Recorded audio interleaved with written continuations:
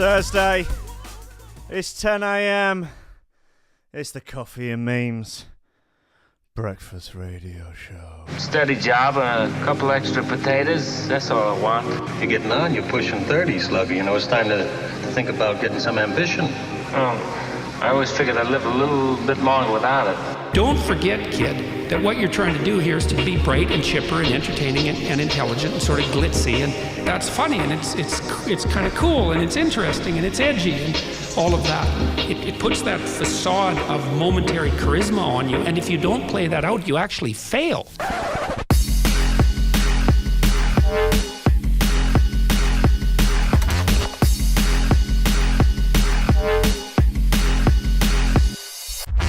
Good morning, Threshold Radio.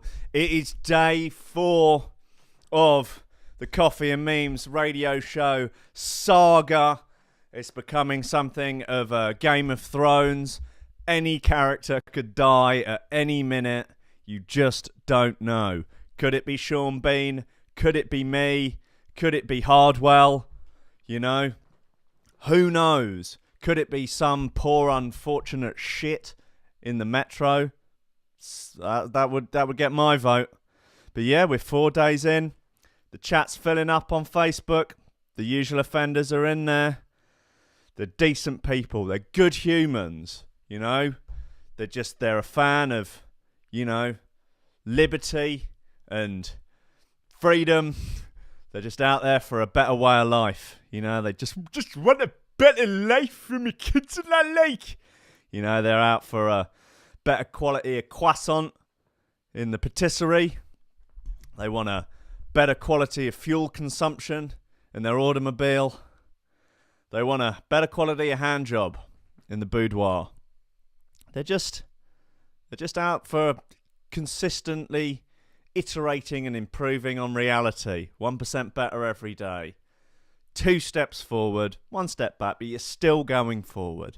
You know, they're decent humans. You can't knock them. They're all right. Yeah, you know, they mess up. You know, sure, they've killed a few people, but, you know, you want to make an omelette, you've got to break a few eggs. Right, what we got on the list today of decent music. Mama, we've got a bit of... Stuff's getting a bit vocally today. We've got some classic jungle bits in here. Got some old classic Congo Natty. Bit more Benny Page. Bit of DJ Zinc. Bit of Midnight by Uncut. Ooh. Yeah, no, this is going to plan. It's going well. Thanks for people that tuned in to the podcast last night that I did with Brian Sanders from the Food Lies documentary. Equal parts people confused that I was talking to someone non-drum and bass related, and people who seem genuinely interested in nutrition, diet, and meat in general. Meat talk, meaty chat with Uncle Rankin. That'll be up later today as a podcast on the Rankin and Friends podcast. Also, later today, 3 p.m, Rankin's Records. Don't think I've forgotten about you, because I haven't. Just because I'm out here for 2 hours every morning doesn't mean I'm not going to be spinning the good stuff at 3 p.m. on a Thursday. Right, come on. Let's start as we mean to go on. This has been posted in Rankin's Records recently. People hailing it as the best jungle tune ever. I think it's too recent to fall under that category, but it's in half a banger anyway. Get Ready by Congo Natty. Whew, from 2013. Yeah, me tell you, Congo Natty, Rasta beating, and look at your thing. Yeah, me tell you, can I fly? That is funny. Congo Natty in a silent. Yeah, the jungle is so down. Of course, Yeah, you've big Benny Wilson to thank for this one.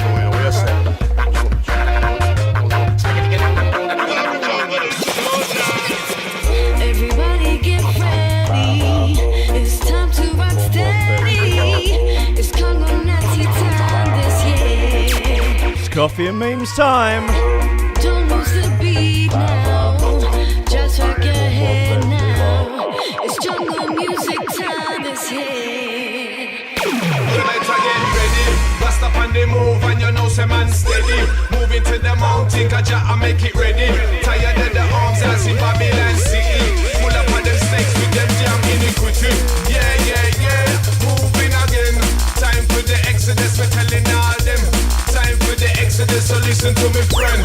Madang, New Jerusalem. Everybody get ready. It's time to rock steady.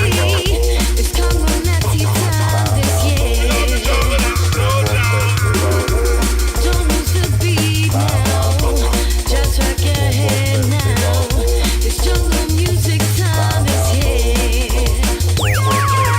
Anything they do the junglist way. Walk and talking at the junglist way. Sing a MC in the junglist way. Substance Miller in the junglist way. Come a dance all in the junglist way. Pop up in a joke and skin cheat up in a play. After Australia and UK.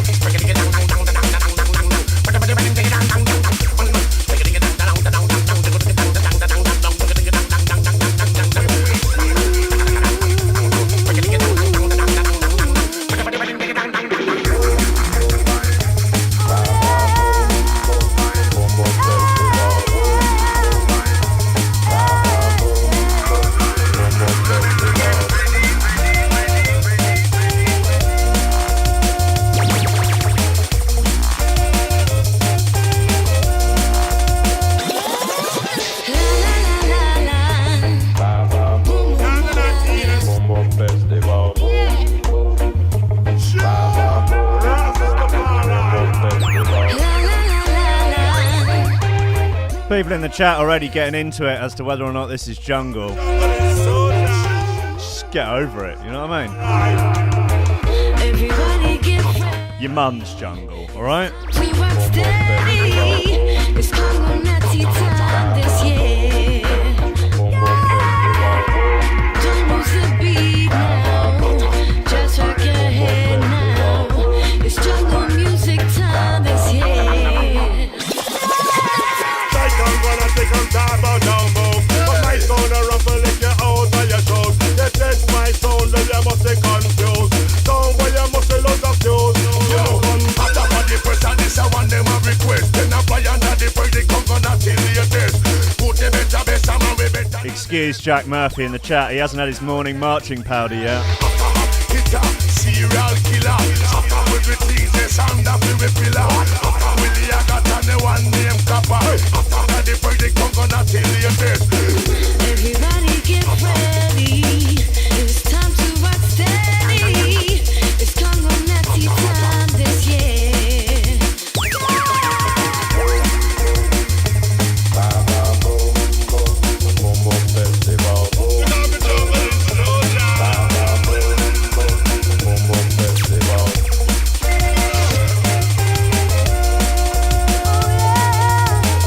Right, well, stuff's got controversial already.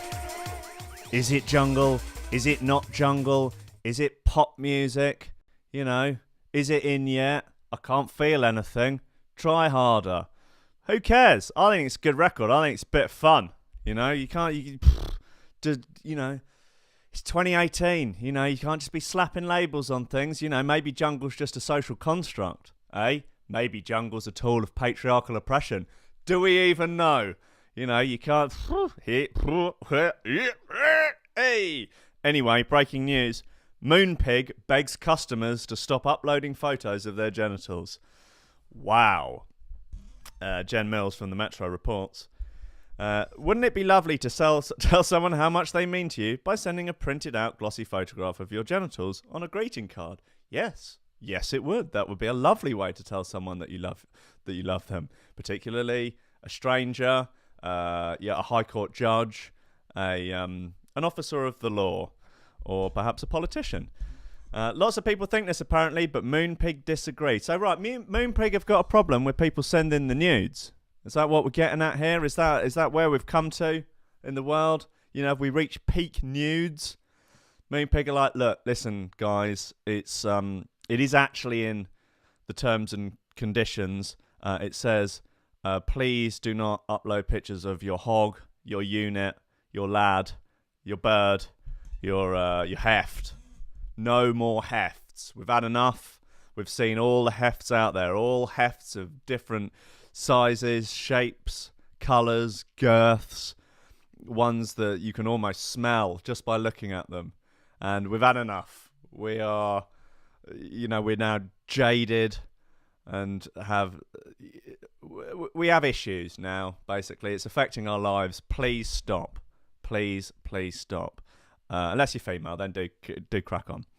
They say, please stop uploading pics of your genitals to our cards. It's against our terms and conditions.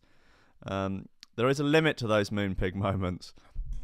If you're that desperate to send a dick pic greeting card, you'll have to do it the old-fashioned way by printing out a photo of yourself and gluing it on with Pritt Stick. I'd say that seems more...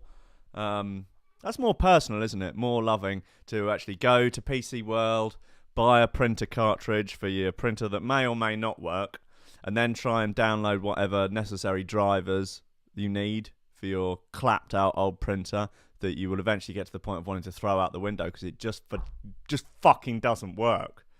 And then actually when you do manage to make it work for 5 minutes, you can print out a really sort of liney image of your semi-erect schlong. Perhaps you'd like to lay your schlong next to, like, I don't know, a cigarette lighter or a coin, just for sort of perspective, just so that the recipient of your love letter, I guess, can, get an idea of size. And then write in it, handwritten as well, because, of course, a Moonpig card is not going to be handwritten, is it? It's going to probably be some sort of terrible handwriting font. And then your message inside, something akin to, I don't know, what do you think of that, love? Wish you were here, or get your laughing gear around that. Something like that, something romantic. And so if you do it handwritten, maybe in crayon or something like that, possibly with a little doodle inside of a diagram, perhaps, of what you would like the recipient of the card to maybe do with the aforementioned schlong, then I just think it's a better way. It's cheaper. Well, apart from obviously buying the printer ink that you'll only be able to use once before your printer breaks. The company's terms and conditions say they won't accept any material that is pornographic, obscene, indecent, or offensive. Well, that's all subjective, isn't it, really? Don't do that, though. Okay. There's a picture of Boris Johnson here, who has presumably been uploading no end of schlong pics, schlong art. They're black and white, so it's art. It's not technically pornography. The company told Metro.co.uk that Valentine's Day sees a massive rise in the number of dirty cards submitted, with at least 20 a day having to be denied. Imagine being the person whose job it is to say, no, that's too rude. No, too much schlong. No, that one's okay, just because it's particularly small schlong. We have one guy who's particularly good at spotting them. Although a couple occasionally slip through the cracks. We'll produce anywhere between 100,000 to 200,000 cards a day. At least 2 or 3 of those might infringe our terms. I would have thought it would be more than that. And yes, the girls are as bad as boys. There you go.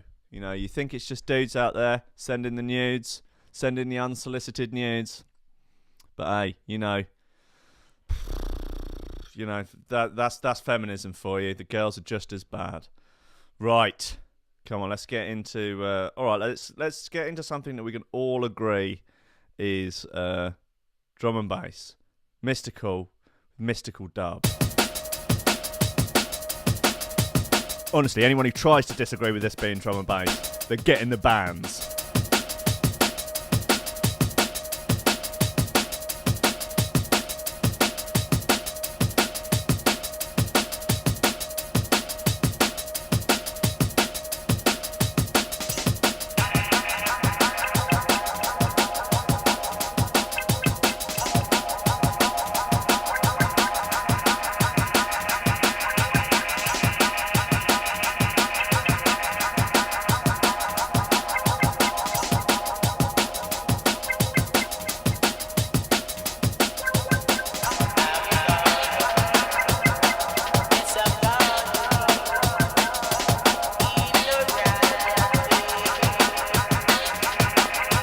Everyone in the chat's just arguing about sausages now.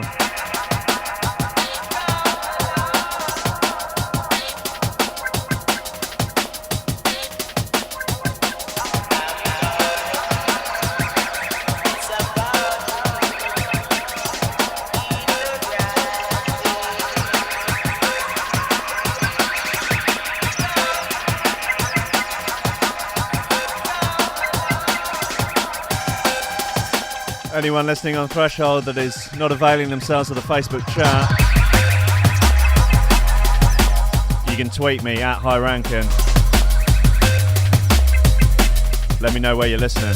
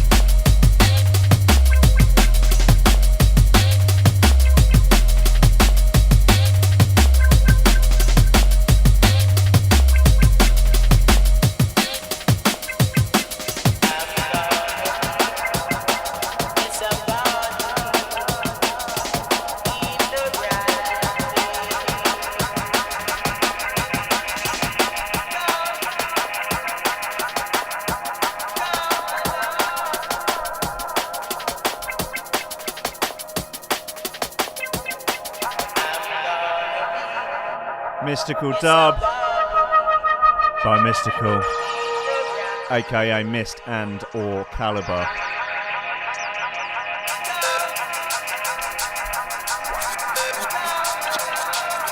Should we just play that Congo Natty tune a couple more times?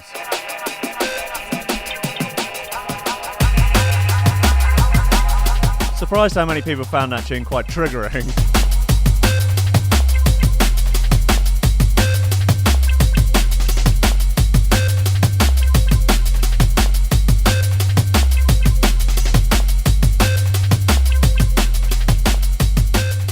Jess Pierce is in the chat. She's prepared to report on her date last night. She went out on a date with a half Mexican man who is 5'7", who's at least 7 inches taller than her. Please fill us in on all the gory details.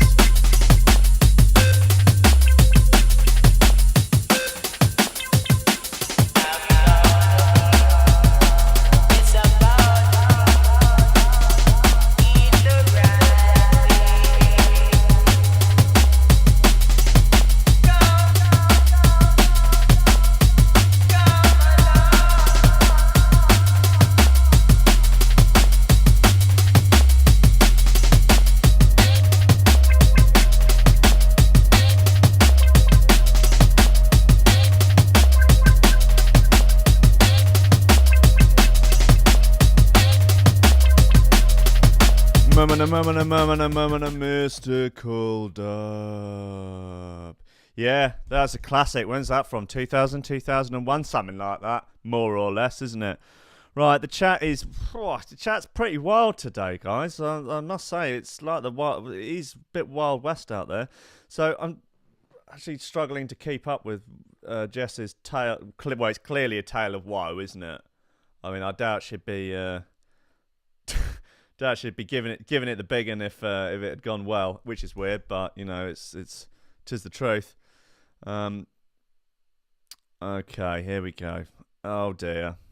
Come on, let's. Oh man, Facebook chat is a wind up. Okay, sat there like an absolute bellend. He messaged me as well, like all day, making sure I was going to be there. Then just never turned up. Oh no. Oh dear. Do I have any sad music that can... I don't know. Maybe it's a conspiracy.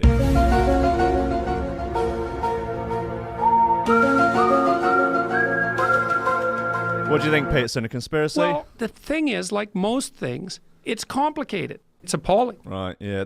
Jess, I'm truly gutted for you. I want you to be lucky in love. You're a brave girl. You've been one of the ranking radio brave girls for. I mean, you're sort of the OG, really, in many ways. And I do hope that you find the romantic entwinement that you're after. But I don't know if there's anyone in the chat interested in dating Jess. I can vouch for the fact that she is a human. Obviously, I'm not prepared to stick my neck out any further than that. But as far as I'm aware, she is human. And she has a nice car and runs a tattoo shop. So if any of those things interest you as a human man, and just get in touch. Get in touch with the show. I'll organise I'll chaperone a date with the two of you to maybe a basketball match or the cinema or something, and then I could sit in between you both. Make sure you don't hold hands. And then I could leave the two of you to snog under Brighton Pier. That'd be nice. I think that'd be a lovely touch. I could be a kind of drum and bass Cilla Black.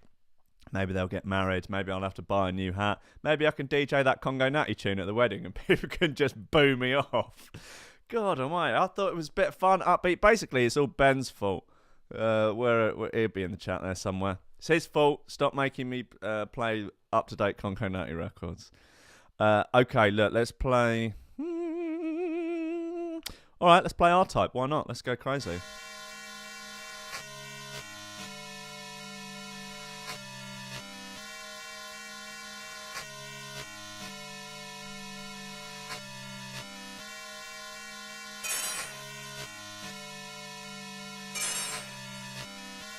Holographic recognition active.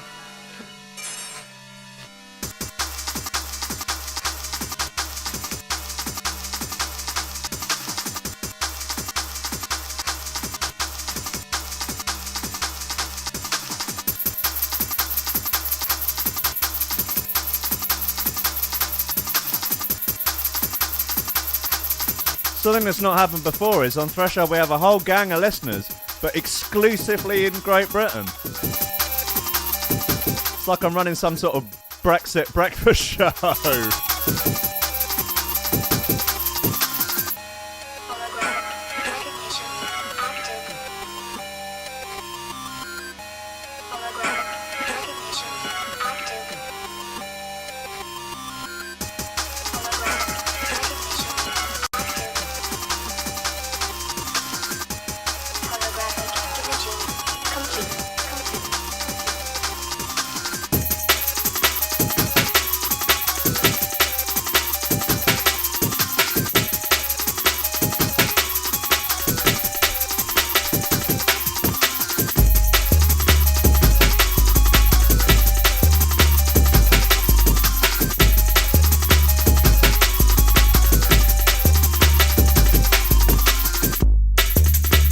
I did rather think that this breakfast show rather honks of taking back control.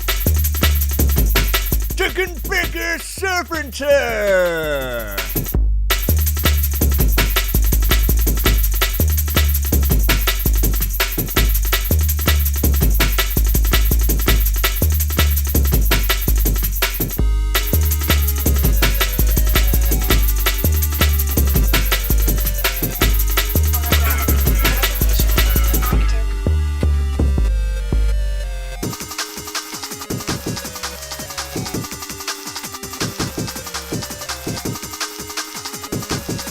Bit of travel news for anyone in London. Victoria Station has been evacuated after becoming severely overcrowded as a result of a 48-hour tube strike. Oh dear. Complete.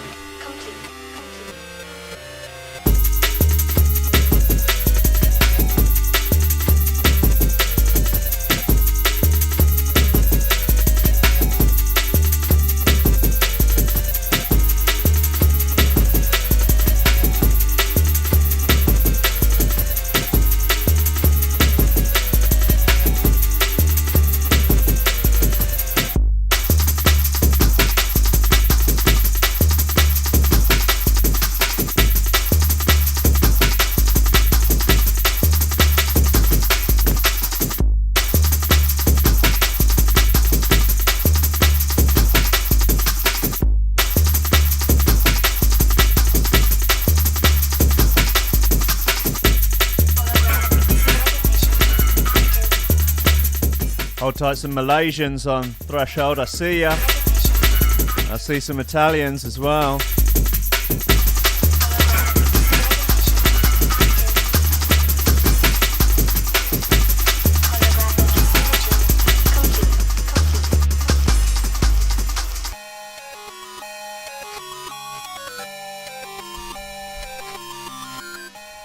Yeah, as the chat is rightly pointing out, there is a decent Friction remix of this,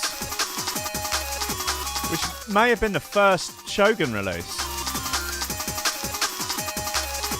First Shogun release.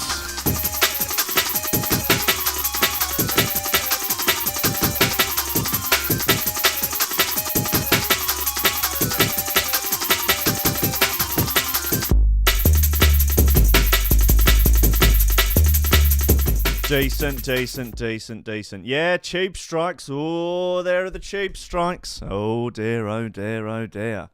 Oh dear, whatever will people do? It looks like, actually, the pictures of the Victoria Station Underground looks a little bit like the staircases on Fabric at about 3 o'clock in the morning on a Friday night. If anyone's ever been there, it's a nightmare. Basically, it was particularly worse before the smoking ban came in, so now everyone has to just queue up to go outside. But it just used to be basically wall to wall, people sat on the stairs smoking and gurning with equal ferocity, and sort of running their fingers through someone who sat in front of them's hair, blowing in each other's faces, telling each other they love each other and that they need to see more of each other. Good time. So yeah, basically there's a giant rave at Victoria Station. People are on pingers. It's anarchy, and DJ Hyper's on at 2 p.m. So that'd be a bit of fun, isn't it? Right, what else have we got? Maddening news around the world. God, the one slightly annoying thing about having to scour news websites for entertaining stories for this is that you just have like a giant tube of hot steaming puke of bad news pumping straight into my face all day. Like, I think like good or funny news stories are probably outnumbered about 20-1 by really hideously depressing, awful news. Or maybe I need to find some sort of a website that only curates good or entertaining or hilarious news. If anyone wants to set one of those up, basically just so I can go in there and get funny news for this show on. Or please, if you do find anything, tweet it to me or Facebook it to me or print it out and post it through my letterbox. That'd be really helpful. Anyway, it's all kicking off in Kent. Whoo, shit. Kent Online. Families ordered to remove swimming pool in case burglar drowns. In Stroud Inflatable. So it's an above ground pool. They don't come much classier than above ground swimming pools. And this is a giant inflatable pool, about the size of a large trampoline, I would say, owned by a quite upset, overweight woman. Fuming neighbours have been told to take down their paddling pool in case a burglar falls into it and drowns. It is absolutely ridiculous. You have to make your property health and safety proof for burglars. It's like, well, it's a given that a burglar's going to come round and try and nick all your clobber. So I'm afraid that looks like a danger area. Like an unsuspecting cat burglar could very easily stumble on those leaves and fall into the pool. And as you know, burglars can't swim. So, unless you're going to have a 24-hour lifeguard to look out for burglars, maybe Burglar Bill or Hamburglar or another notorious fictional burglar, Raffles, the gentleman thief, perhaps. I'm sorry, but you're going to have to get rid of your paddling pool, as delightful as it and you are. Maria Young and her neighbours who live in the same block of flats clubbed together, bought the 12-foot pool and cover for 64 quid for their communal garden. Bargain. But landlord company MHS Homes has since told them to take it down altogether or empty it out each night for health and safety reasons, despite it having nothing to do with health and safety executive. Bosses at the firm, which managed the block of 6 flats, told residents at the building in Albatross Avenue, decent. Stroud, shit's going off in Stroud. That they were worried children from the surrounding area and potential burglars wandering onto the site at night could trip and fall in the water. That's so absurd. God, this woman, she looks properly razzed off. I think she's wearing a muumuu, like Homer wears in that famous Simpsons episode where he becomes like morbidly obese to qualify for disabled benefits. Maria said, a team of them came and said initially we'd have to get rid of the lake. They then changed their mind and said we had to put it down each night for health and safety issues. But I can't because I'm big lass in that lake. They said if someone breaks in, they might drown in the pool. So it's a small swimming pool. It's not a moat. Like, it's pretty obvious. I don't know where you'd have to, like, if you look at the pictures on it, someone's tweeted it to me, you'd be able to find it easy enough. Like, it's covered. It's only about a foot deep. And I say you can drown in a couple of inches of water. Maybe if you're being burgled by a toddler. This is ridiculous. This is an outrage. This is broken Britain. Brexit's not going to help this. No, we need the opposite of Brexit, the anti-Brexit. Ooh, now we're in for it. Jesus Christ. Right, what would be an appropriate record for this? Something, I don't know, are there any swimming pool based jungle tunes that we could all argue about? That'd be nice. Anything burglar related, Pulp Fiction, that's not really getting down. Okay, let's go for, they've got this is new actually, it's on Critical by Kirill and Wasabi. It's called This. I like it. It's kind of wacky. The woman in this story looks properly razzed off in that way that only people in local newspapers can.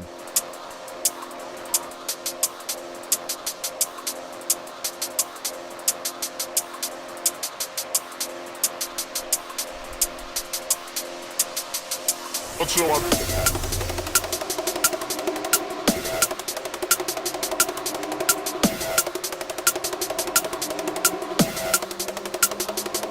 What's your one?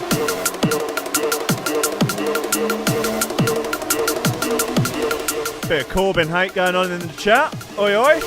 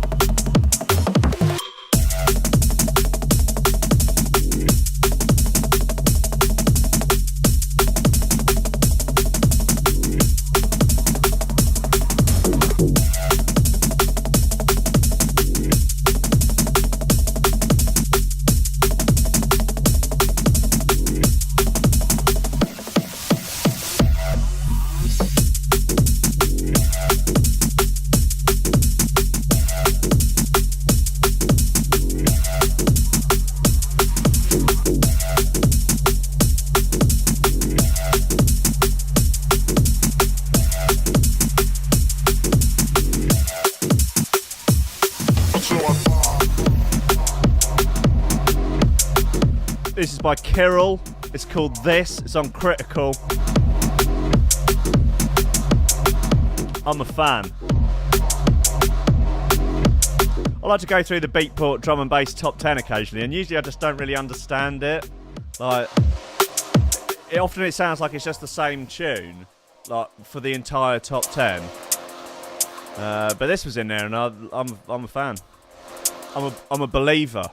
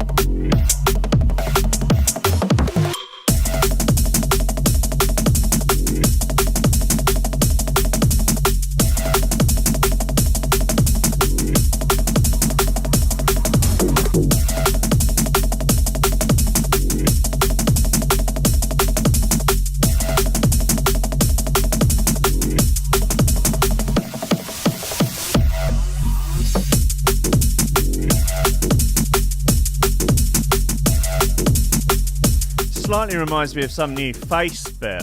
I can't remember whether or not it's downgrade or obscure. We'll try that in a minute.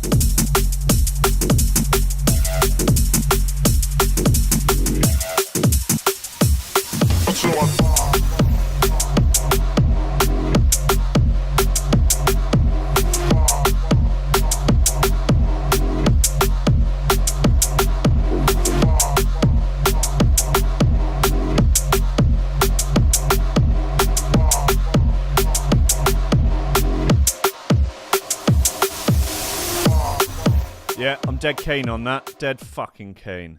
Yeah. Right, let's just... I just want to just... This old Face situation. Yeah, this is the one.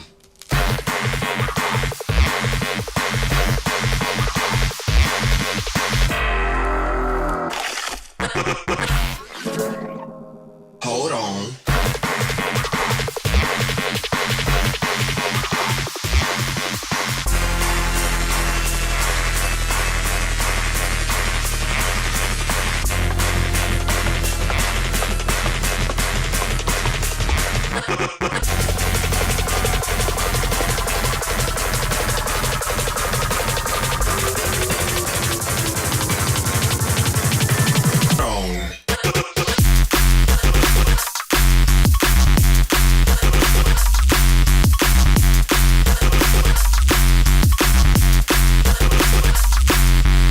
I was just like, okay.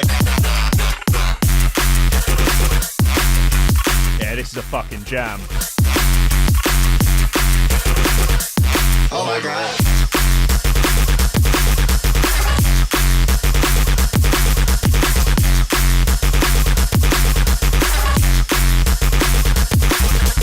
Hold on.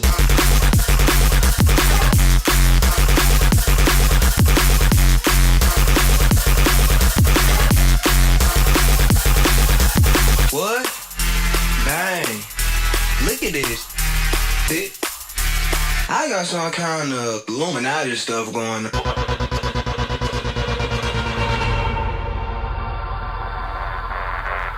Yeah, Jack poses a good question in the chat. How did this last tune remind me of this? I think I just listened to them around similar times. Oh my god.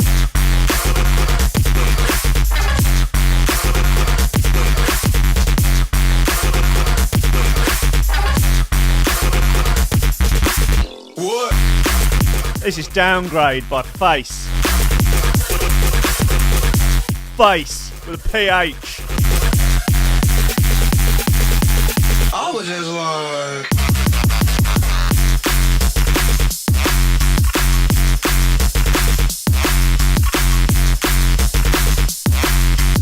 Yeah, decent. I'll give you that. That's a top bit of gear actually. That's a nice little nose up. Nice little morning nose up. Oh, that pick you up. That's when you wake up in the morning after a heavy session and you're off again. Anyway, I digress. Here's some more very important news that everyone needs to know about. World's most expensive home costs a cool £1 billion and has 600 staff for just 5 people. That sounds all right. I'd be keen to live there. That said, it's not very attractive from the outside. It looks like some sort of like 1970s brutalist tower block, except it's in Mumbai, I think. The 27-story building, thought to be the world's most expensive home, is estimated to cost $1 billion, has 600 staff, and they've never ever played the 9 in it. So that was an interesting bit of trivia. Helping serve a family of 5 people. The home also comes with 3 helipads, a number of swimming pools, and a theatre, and it's owned by India's wealthiest man, Mukesh Ambani. Sounds like a cool dude. The 61-year-old billionaire businessman and his wife, Nita, live in a sprawling 570-foot building with their 3 children, Anant, Akesh, and Isha. Albany, who chairs and runs oil and gas giant Reliance Industries, has today topped the 2018 Hurun India Rich List for the 7th time in the road. Dude is just balling out of control. I I don't know what he looks like, but I'd quite like to see a fist fight between him and Jeff Bezos, just for a laugh. Maybe that would be a good TV show, or good, but maybe if we all agree that this whole bloody late-stage capitalism routine, look, none of us asked for it, did we? None of us asked for it. But the way to settle it would be to take the richest people in the world and just make them fight for our entertainment. And that'd be fine. Look, you're allowed to make your billions and that, but if you top the Forbes if you're in the top 100 of the Forbes rich list, you are legally obligated to fight each other once a year, and they will also compile a list of the 100. Well, they'll rank them in order of wealth and then hardness. I think that would be cool. And then maybe we could do something akin to the FHM 100 Sexiest Women, where we'll do we'll also rate the 100 richest people in terms of their sexiness. I think that would be nice. We could all, they go, look, you've got your money, but now you're going to be sexually objectified. And you get to take pictures of them all in the nip. Maybe they'd have to pose in sort of FHM style kind of situations and poses with a lot of sort of arching of backs. And then they could be ranked. So it's like, yeah, all right, well, you got your billions, haven't you? But you're number like 68. And this is predominantly ugly-looking geezers. Like, very, very attractive men don't generally have the desire don't need the desire to earn billions of dollars because they find it easy enough to get laid. But if you look like Jeff Bezos, who kind of looks in a little bit of a way like an uncircumcised penis, then, you're going to have to, like, if you want to be slinging dick with both hands, you need to be earning mega bucks. Otherwise, no one's going to be interested in you. We can rate them in order of sexiestness, hardness, and also wealth. I think that'd be fair. The glass-covered building towers over the city's 20 million residents, as well as the smog the city is known for. It's a real eyesore, actually. A real eyesore. I mean, you got a lot of money, but not a lot of taste. In 2010, it was named the world's first billion-dollar private home.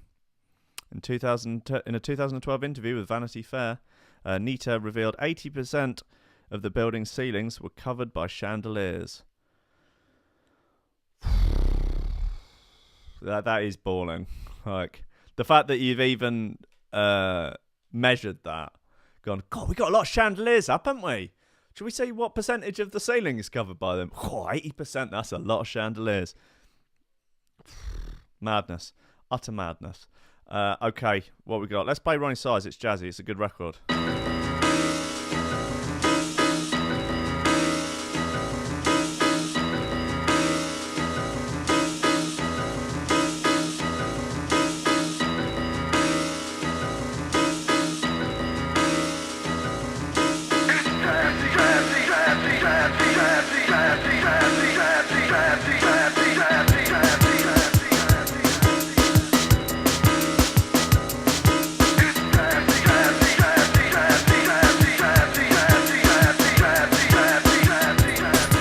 Cool to do a song about the island of Jersey.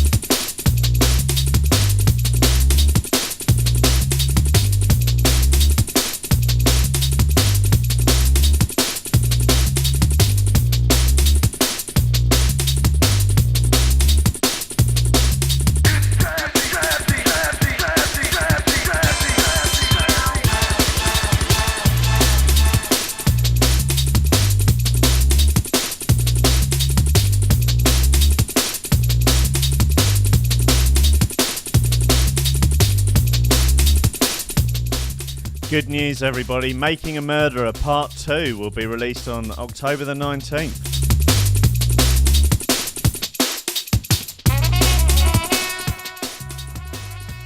Spoiler alert, it was the Illuminati all along. Alright, how about that? Well, I never would have suspected. I think the kid did it. I think Brendan Darcy did it. I think this whole learning difficulties situation is a ruse. I think he's the mastermind behind it all. And I think he was looking to pin it on Stephen Avery because obviously he's got previous, hasn't he? Yeah, I think he did it for lols. Actually, I think he did it to get famous. I think he wanted a Netflix documentary. He'd seen Netflix and he thought, that's cool. I'd like to be in a 10-part Netflix documentary. I think that would be cool, and I'm prepared to do a little bit of time for it. And so he staged this whole thing. It is quite funny when you see people like who are a bit late to the game and watching these sort of documentaries, where like a couple of years after it's come out, you see some tweet and they're like, "Whoa, this Making a Murderer thing's crazy! Like, surely you didn't do it, but the bit with the police finding the key, that's pretty crazy. No way! Hey, this guy's got to be innocent." I reckon he did it. I reckon that the documentary was very biased on his side, and I reckon old Stephen Avery, he's a savage, he's a killer. You know, he's a product of the American prison system. He was probably all right when he went in, but you know, I also think that the beard work is confusing. I think if there's one thing that the first series taught me is that if you go to prison, you get the opportunity to grow a lot of different beard styles. Like, you can grow big tashes, you can grow goatees, big sort of biker style beards. Basically, you've got a lot of time to really focus your attention and energy on growing different beards. And that seems to be what he did. So maybe that was the thing. Maybe he killed the woman deliberately so that he would actually get the time alone to spend really focusing on different beard styles. It's possible. It's possible. I don't have all the answers. I maintain that, and I'm just looking to find the odd answer out here or there. Okay, what have we got left on here?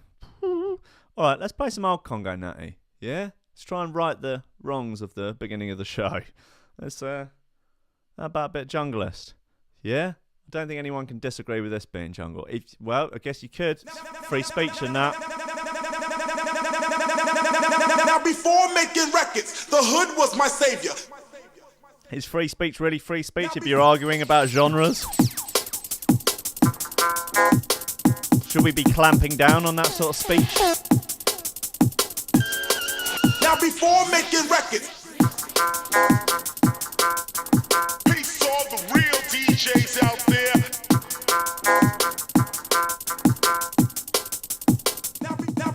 Now before making records, the hood was my savior. But now we're making tunes that make you jam with your neighbor. Too black, too strong.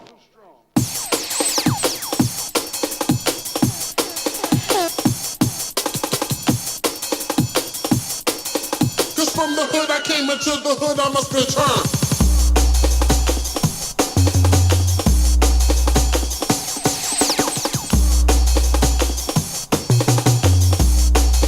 Cause from the hood I came.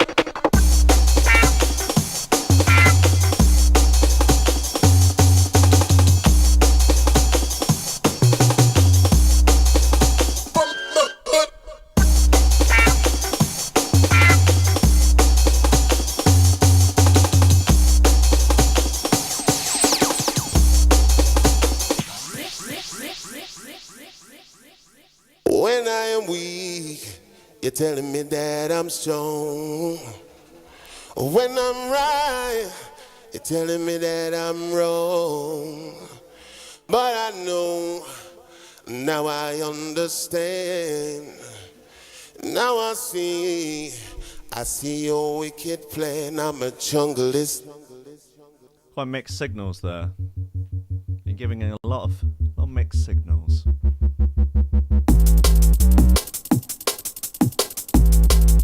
Don't try to change my plan. understand? Why won't you understand? I'm a jungleist.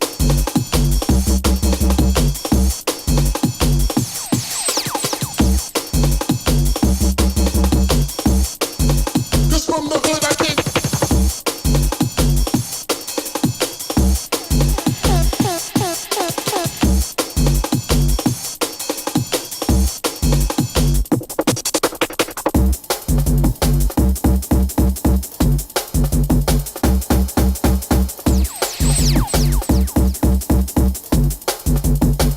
I'm a jungleistic man. Why won't you understand?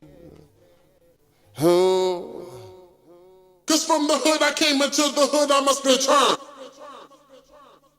I'm a jungleist. Don't try to change my plan.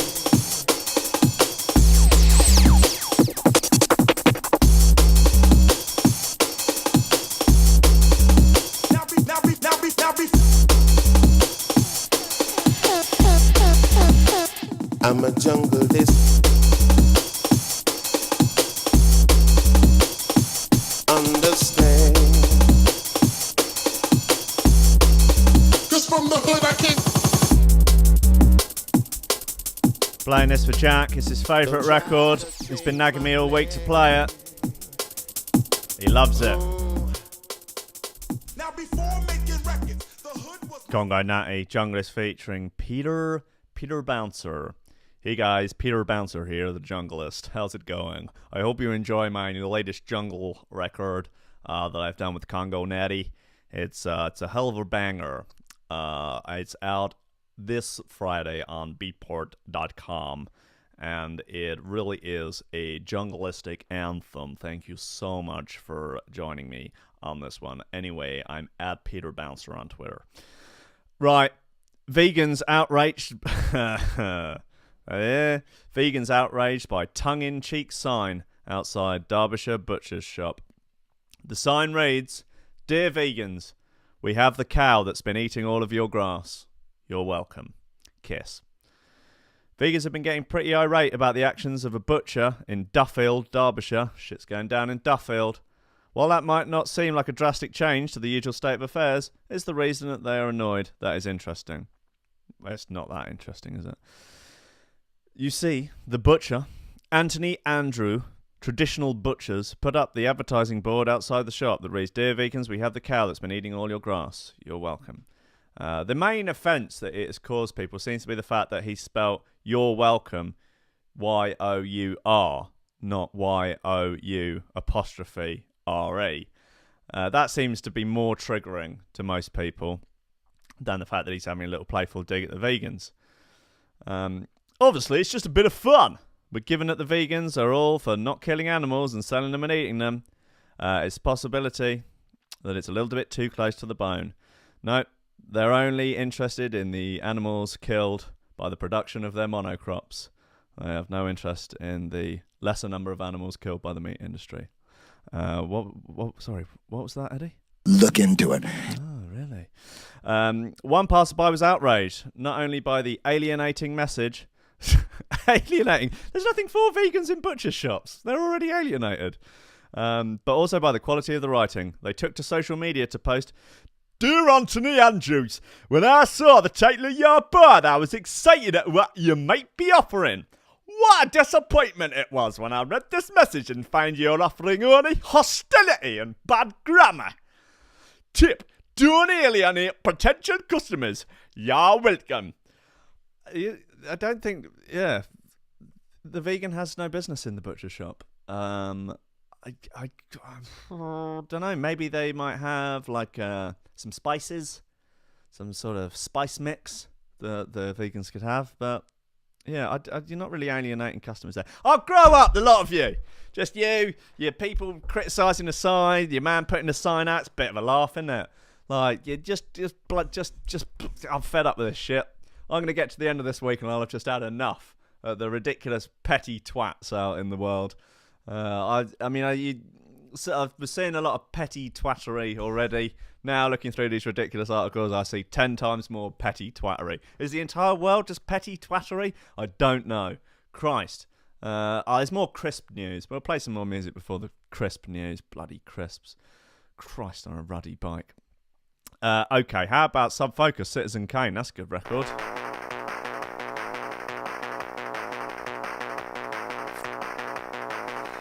Look into it. The dinosaurs don't come from the government. I know your mustache is cool. Thanks.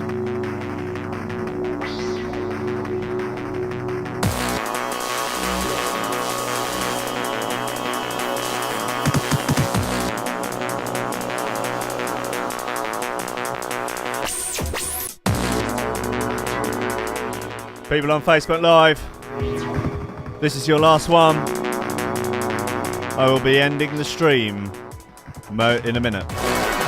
Everybody on Threshold, stay exactly where you are. Everyone on Facebook Live, move over to threshold.fm for the last hour of the show. The last hour is where I sit there in my pants because no one can see me.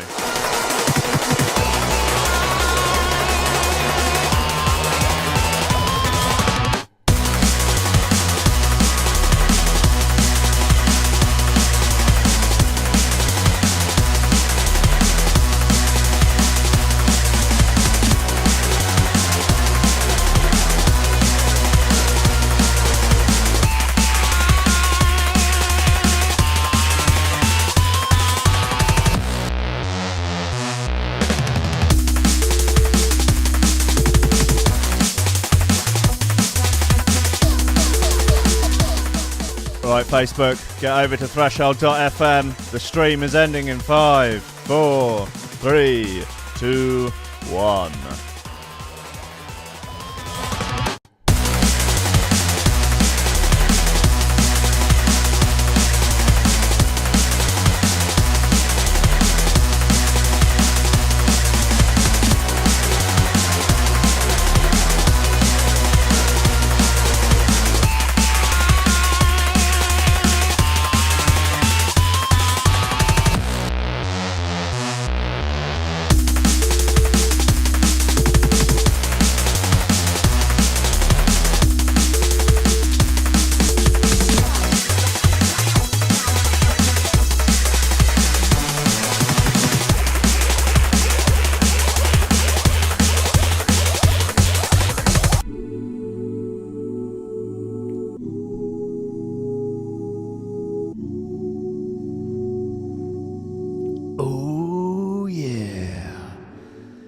Subfocus, baby, on Threshold.fm.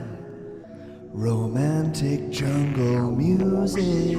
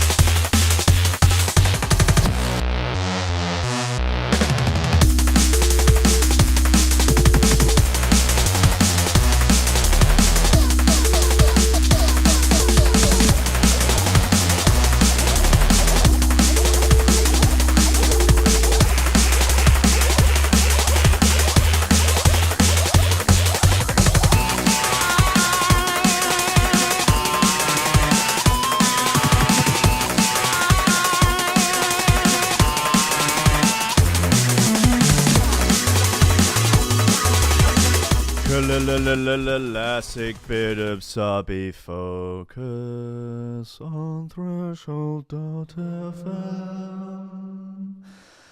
I've got an article here. Detective caught having loud sex with married lawyer in police station interview room. Whoo shit. This is written by a journalist called Richard Hartley Parkinson.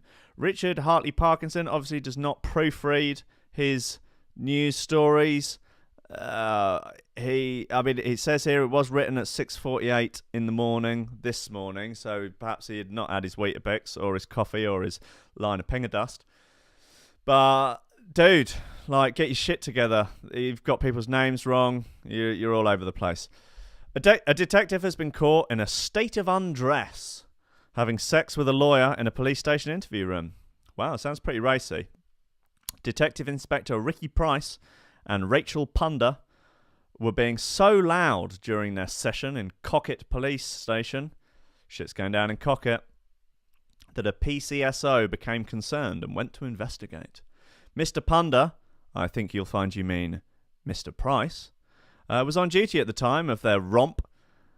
That's bad grammar. And Mrs. Punda was at the station to represent a client. This is pretty sexy. I will say this is sexy stuff. Also, if you look at the pictures on the Metro, D.I. Price, he looks like a sexer. He's just got that look. He's a big boy. He's got a sort of big dad bod, and he looks like a sexer. He looks like he stands at the bar in his local boozer, giving it a bit of sort of crotch work, talking about the birds. You know, I'm assuming a lot from one single picture of him in a polo shirt, but he looks like a sexer. He likes do it, like, you know, just hanging out the back of her in the interview room. Fuck you know, you wouldn't believe it. As a result, Price, 42, was quit after 22 years of service, while Mrs. Pudner, a family law lawyer, is still partner at her firm in Swansea. So she's just like jogged it on, basically. Anne Source at the police station. Get it together, Richard. It's been a bit of a scandal. People were sworn to secrecy, but everyone knows what's happened. Inspector Price was a career cop who was tipped for further promotion. But he has lost his job, all for a quick moment of saucy passion. For a saucy interview romp. They were taking a huge risk. They were both practically naked when the PCSO found them at it. Mr. Price is engaged to Emma Keys, 33. Rough. While Mrs. Pudner is married to BT manager Matthew Hulmer, 42. Damn. Yeah, he's definitely a sexer. You can tell. You can see it. You know, he's tattooed arms. That's a hallmark of the sexer. You can tell he's probably listening to, I don't know, a bit of Maroon 5 or something. Some kind of sexy music, you know. Despite his resignation, a misconduct hearing will be heard and he will receive his police pension because he quit before being sacked. Oh, smart move. Chief Superintendent Dorian Lloyd, head of professional standards at South Wales Police, said, "We are fully aware of the allegations against the officer and an internal investigation is ongoing. If he's been found out to be a sexer, which is what we suspect, then he's going to get a right smack on the botty. He's been a very naughty boy, although he's still definitely invited round mine for a dinner party on Friday. I'll not have high quality sexers like that missing out." The officer has not been suspended, and once the investigation has taken place, the matter will be subject to a misconduct hearing. Until the process is complete, it would be inappropriate to comment on any further of the investigations. However, it looks like they had a cracking romp. Great. Good stuff. I'm a fan. I think more sexing in interview rooms from members of the police force can only be a good thing. Right. God, imagine. I think I need to find some drum and bass tunes that have just got sort of kind of catch-all, punnable names. Or maybe just prepare stuff a little bit better in advance. Anyway, here's DJ Zinc. Look, it's a fair fight, fair fight, fair fight.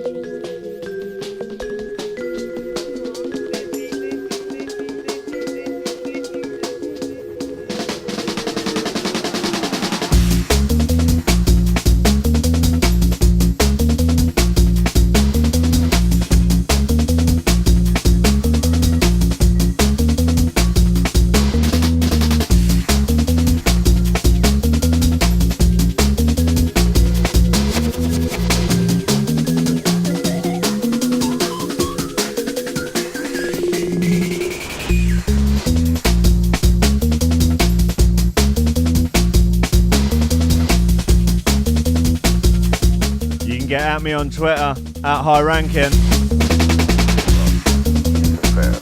Send me hilarious nonsense you found.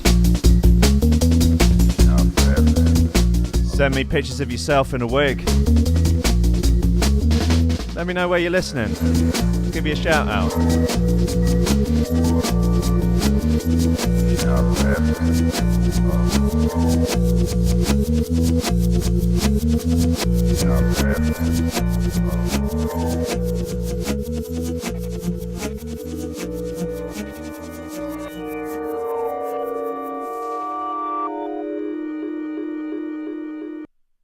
Well, Zinc, fair fight there. It does sound a little bit slow, I must say. That felt a little bit sort of 150 BPM rather than what I would have expected as sort of 174 BPM.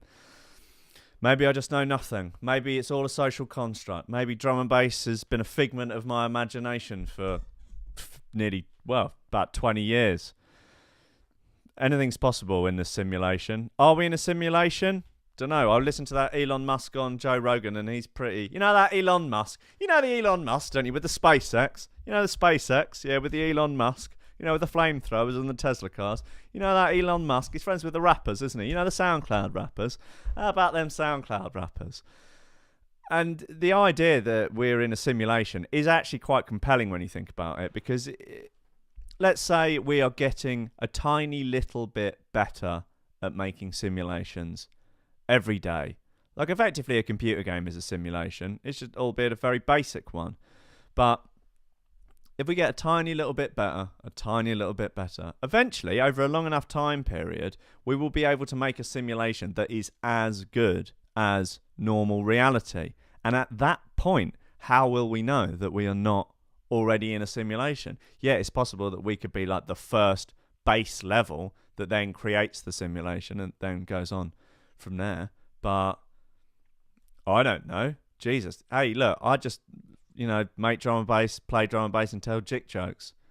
Like, I'm not a goddamn scientist, all right? Not a goddamn scientist. Okay, look, let's play Midnight, because that's a great record.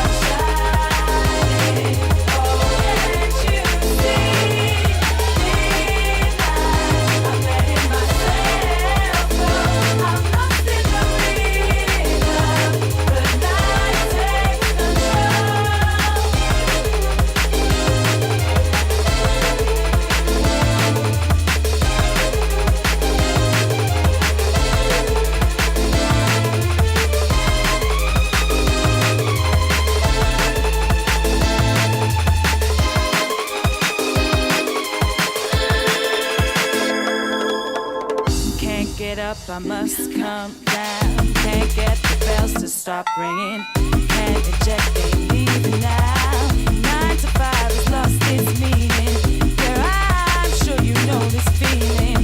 You know what's on my mind. 'Cause when the night comes, I'm leaving it all behind. Take me or leave me, I am what I will be.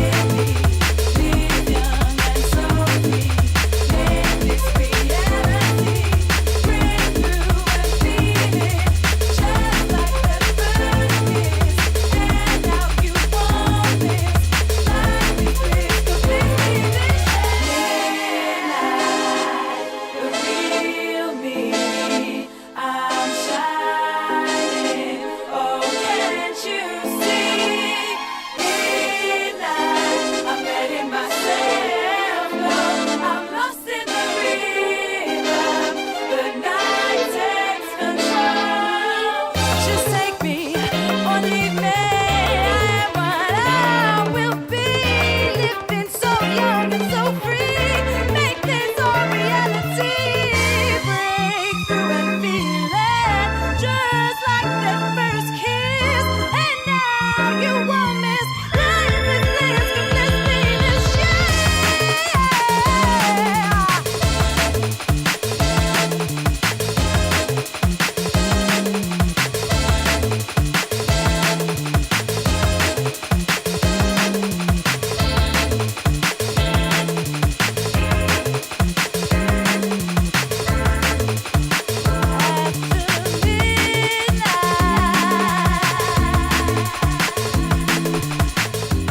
Uncut Midnight Missed VIP remix.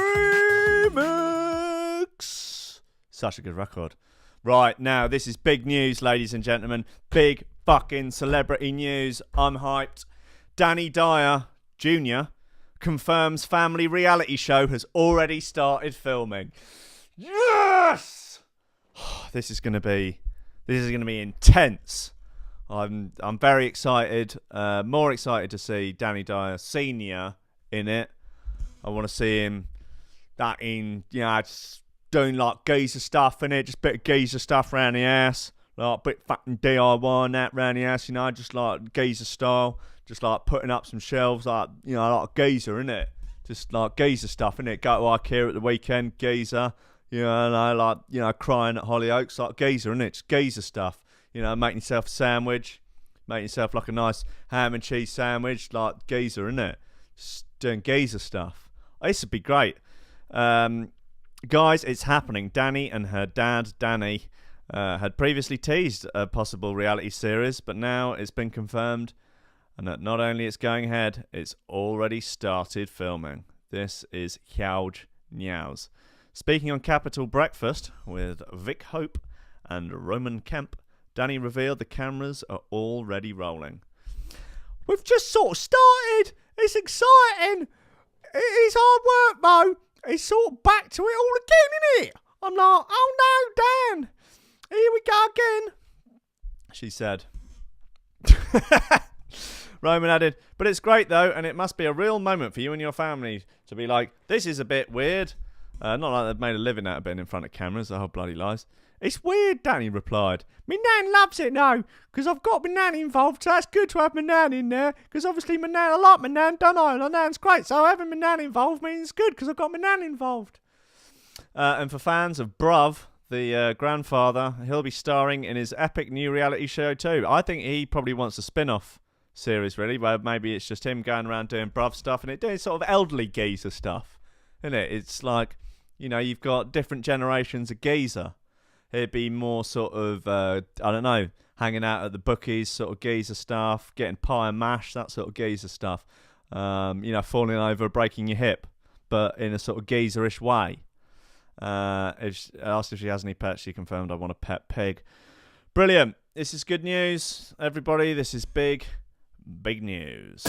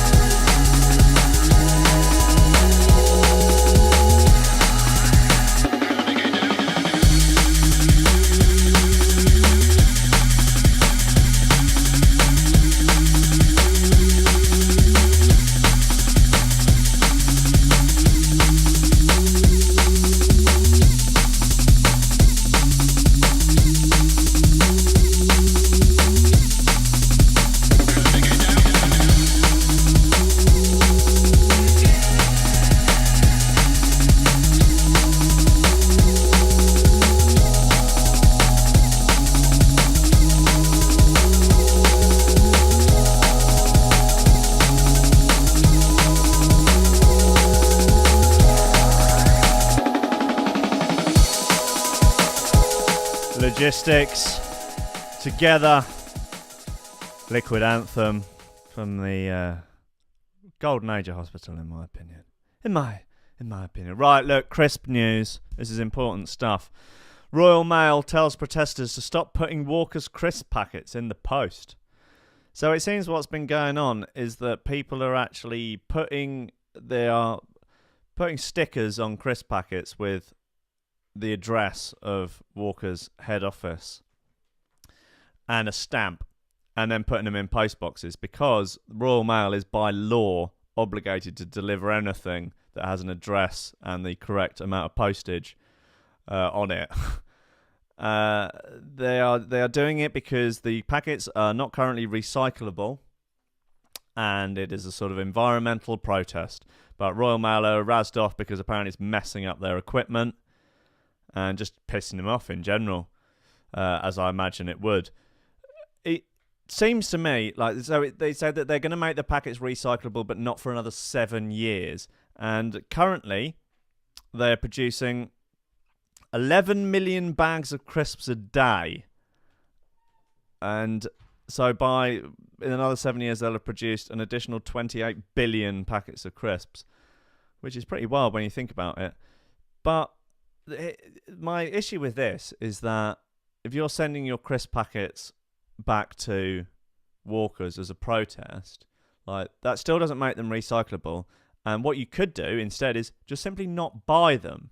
Then you're not contributing to the environmental cost of crisps. Wouldn't that make a lot more sense? Like, to not go, oh, well, I'm obviously not going to stop eating crisps, am I? Because I love crisps. Because I just eat crisps all day in the dark, crying. But I'm going to send the crisp packets back to Walker's, as a protest for the crisps that I've paid for and eaten. Like, wouldn't a better protest just be to stop buying crisps? And then, they, vote with your wallet. And then they would, if they suddenly saw their crisp sales drop by 30% and found out that the reason was because their packets weren't recyclable, maybe they'd get their shit together. But no, the environmentalists they're frankly too busy stuffing their faces with crisps to even care. Ridiculous. Okay, 6 million ways.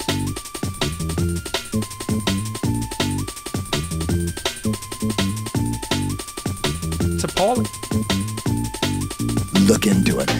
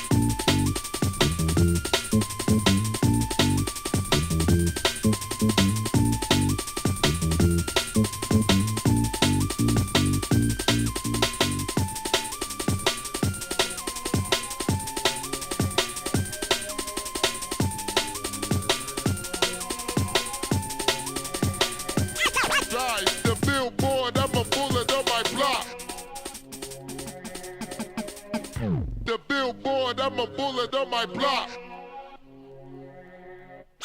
Die. 6 million ways to die. 6 million ways to die. Die. 10, 9, 8, 7. 6 million ways to die.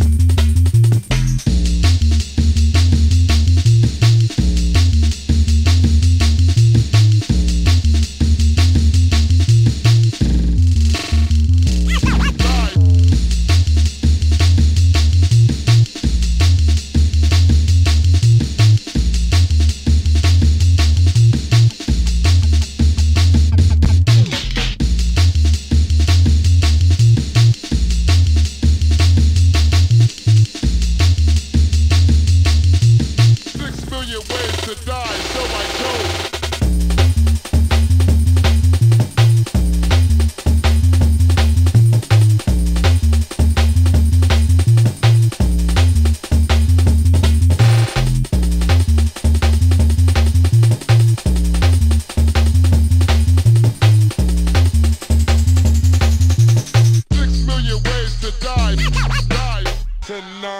7-654 3-2 murder, one lyric at your door.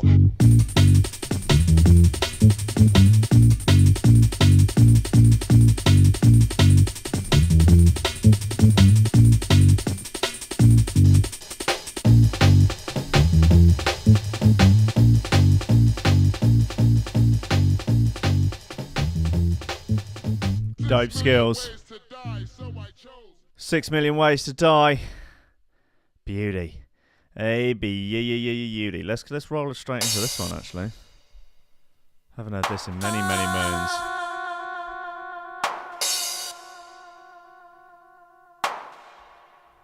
Into the last half an hour of the show. Don't you worry though, I've still got plenty of bangers.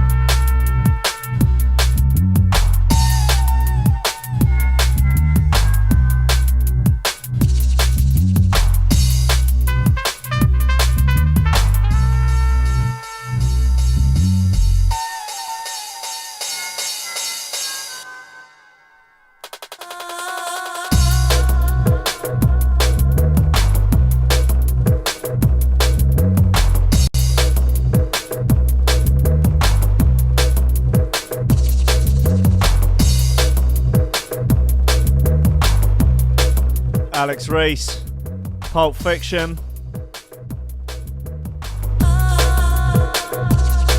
Old Metalheadz classic.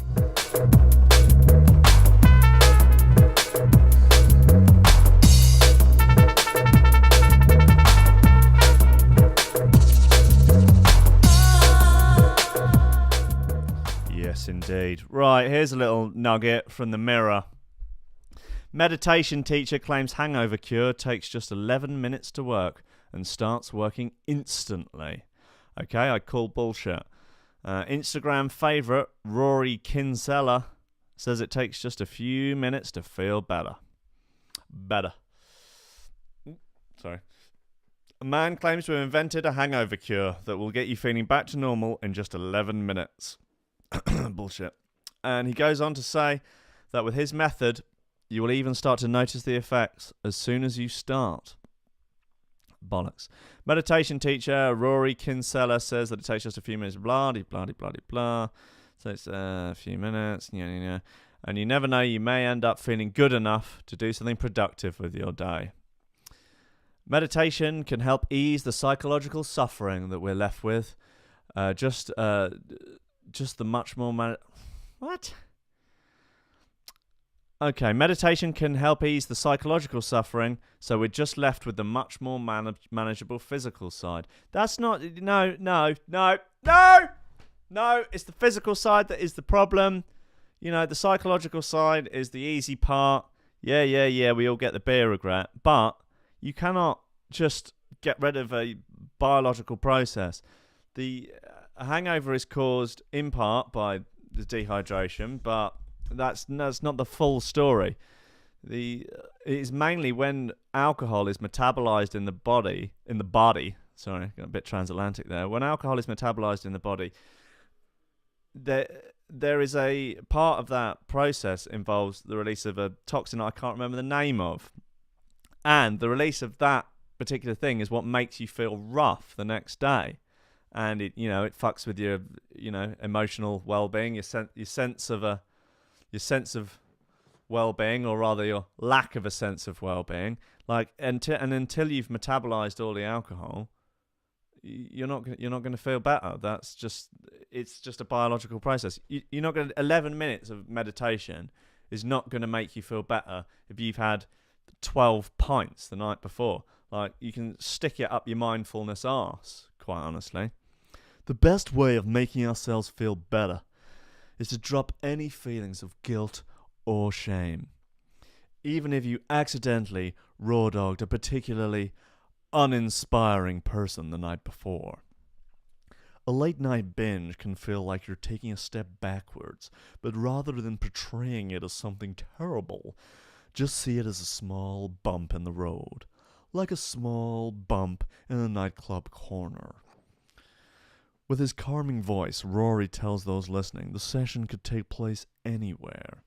Just make sure you're sitting comfortably, or even you could lie down. He even says if you fall asleep, that's good too, as sleep is a great hangover cure. Yeah, nice one, mate. He goes through some very gentle stretching before asking you to acknowledge how your body is feeling. He then asks you to explore your body with your hands, feeling into all of the deep crevices, nooks and crannies, and then to send him a photograph of your naked body to his email account. It's all part of the process, and no parts of the 11-minute meditation mindfulness process can be skipped, so please don't forget to send him the nudes if you want to cure your hangover. Yeah, I'm not buying it, mate. I ain't buying it. Valley of the Shadows. Let's do this.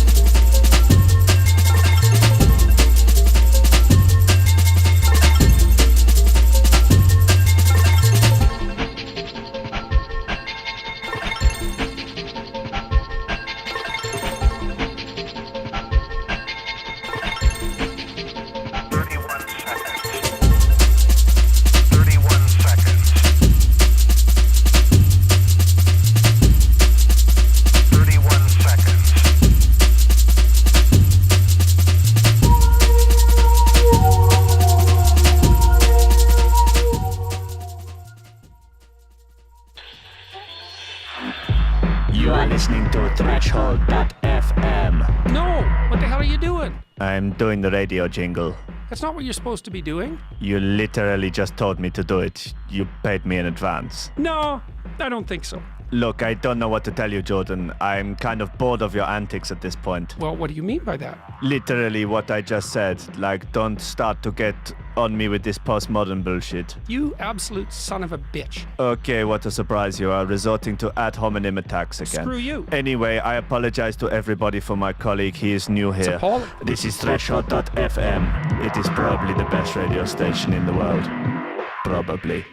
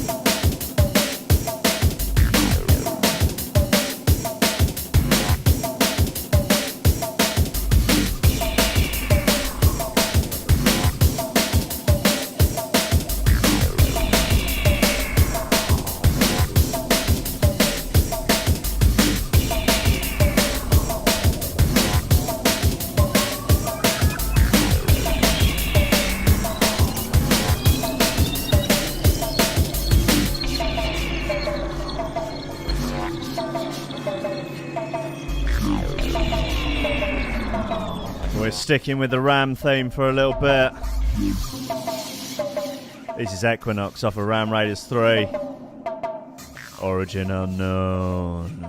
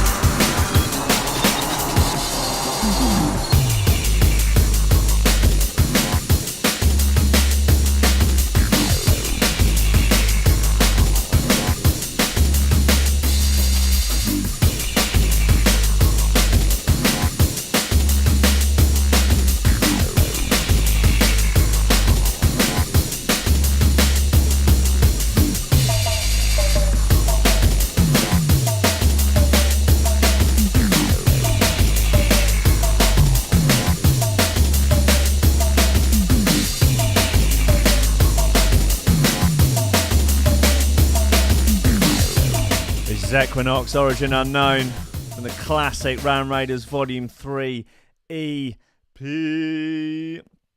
Right, so good news, people. Good frickin' news. Aldi is releasing a 6-litre bottle of Prosecco that can serve 64 people. Well, I bet it can serve 1,000 people if the glasses are small enough. You absolute spang. Jesus Christ. It's big news. It's going to be £79.99. I imagine it will be in the aisle next to the scuba diving gear, the camping chairs, the motorcycle cover, the toolkit, and the chaffinch fancy dress outfits. Bloody Aldi. They're good though. I tell you what, if you're a carnivore diet person like I am, Aldi is the place to be. Oof! Them Aberdeen Angus ribeyes. Hey, they got British ribeyes in there for £3.50 a go. Can't argue with that. Oh shit. Domino's are testing out a vegan pizza. Don't bother. Okay, so no, there's not. I'm going to be honest with you. I've been let down by this Aldi Prosecco story. I thought there was going to be a little bit more pizzazz to it, a little bit more jazz, but it's just pompous prattle, and I shan't indulge it. So I'm going to play this track. It's called Fonk. It's by Malix. It's remixed by Synergy. Fonk. It's pretty serious.